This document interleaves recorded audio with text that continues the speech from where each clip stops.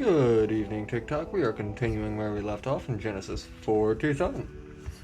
Now Joseph went and told Pharaoh and said, "My father and my brother, their flocks, their herds, and all they possess have come from the land of Canaan, and indeed they are in the land of Goshen."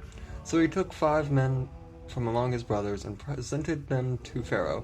Then Pharaoh said to Joseph's brothers, "What is your occupation?" So they said to Pharaoh, "Your servants are shepherds, both we and our fathers."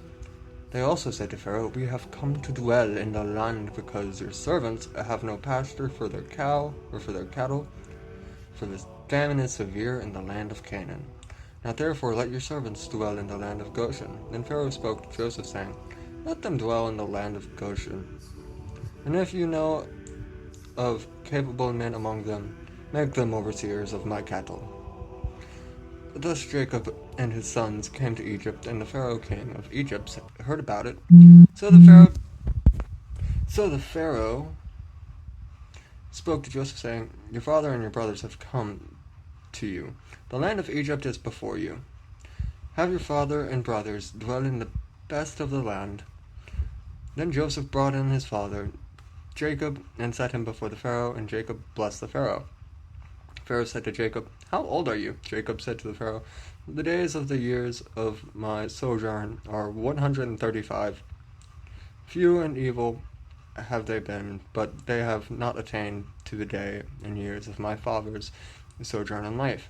So Jacob blessed the Pharaoh and went out from before him. Thus Joseph settled his father and brothers, and gave them a possession in the land of Egypt, in the best of the land, in the land of Ramses, as Pharaoh commanded. And then Joseph provided his father, his brothers, and all his father's household with bread according to the number of individuals. Joseph confronts the famine. Now there was no food in all the land, for the famine was very severe, and both the land of Egypt and the land of Canaan were devastated by the famine.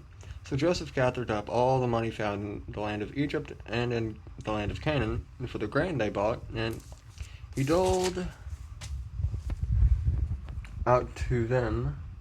Joseph brought the money into the Pharaoh's house. Thus, when the money ran out in the land of Egypt and in the land of Canaan, all the Egyptians came to Joseph and said, "Give us bread, for we should die in your presence, for our money has run out." And then Joseph said, "Bring your cattle, and I will give you bread for them, if your money has run out." So they brought their cattle to Joseph, and he gave them bread in exchange for their horses, sheep, oxen, and donkeys. Thus he fed them with bread that year in exchange for all their cattle. And that year ended, they came to him the next year and said to him, "We will not hide from my lord that our money has run out, and my lord also has our possessions and cattle. There is nothing left in the sight of my lord but our bodies and our lands. Why should we die therefore before your eyes, both we and our land? Buy us and our land for bread, and we and our land will be servants of Pharaoh. Give us seed that we may live and not die, that the land may not be desolate." So Joseph brought all the land of the Egyptians sold for the Pharaoh, for every man of the Egyptians sold his land to Pharaoh, because the famine was severe upon them. Thus the land became Pharaoh's. Now as for the people, he moved them into the cities for one end of the borders of Egypt to the other. Only the land of priests he did not buy, for the priests had rations allotted to them by Pharaoh, and they ate their rations the Pharaoh gave them. Therefore they did not sell their land.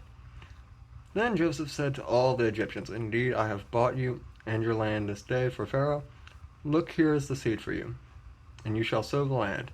Then it shall come to pass in the harvest that you shall give 1/5 to the Pharaoh, 4/5 shall be your own, as seed for your field and for your food, and for those of your household." So they said, "You have saved our lives, and let us find grace in the sight of my lord, and we will be the Pharaoh's servants." Then Joseph made it a law over the land of Egypt to this day that Pharaoh should have 1/5 except for the land of the priests only, which did not become Pharaoh's. Joseph's promise to Jacob. So Israel dwelt in the land of Egypt and the land of Goshen, and they acquired possessions there, and increased and multiplied exceedingly.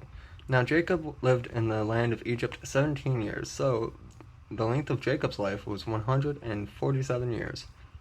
Thus, when the time drew near for Jacob to die, he called his son Joseph and said to him, "If I have found grace in your sight, put your hand under my thigh and deal with me in mercy and truth.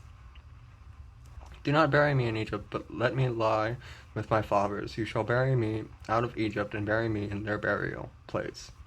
So he said, "I will do as you say." Then he said, "Swear to me," and he swore to him. So Israel bowed himself on the top of his staff. And that is Genesis 47.